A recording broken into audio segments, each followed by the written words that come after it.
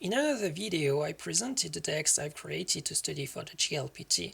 These decks are based on gshow.org and I wrote a script to generate them. There are two modifications that you may want to do.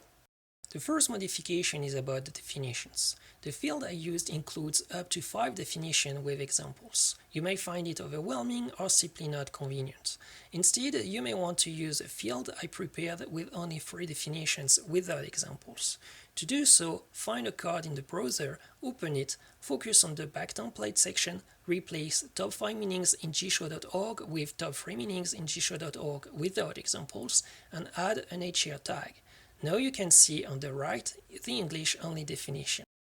This will edit all the cards of a single deck at once. The 2 versions of the back template are in the description so you can copy-paste what you need.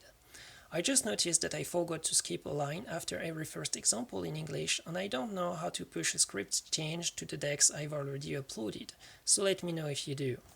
The second modification is about the front side. I made it in Japanese only without furigana in order to practice reading.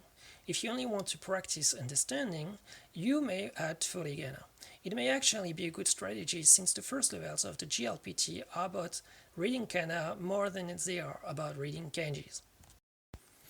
To do so, focus on the front template section and replace kanji with furigana. Now you can also use instead the field top 3 meaning in gshow.org without examples as a question. With up to 3 meanings, you should know exactly what you asked about, especially when it comes to transitive or intransitive verbs. Although regarding these, I always check in the example sentences that I got it right. So that was my tips to customize to your needs these decks that I created. Remember that Anki lets you tailor your experience either when it comes to the content, to the way it's displayed, or how often it appears. I hope that now that I told you how to customize these decks, they'll be even more useful to you.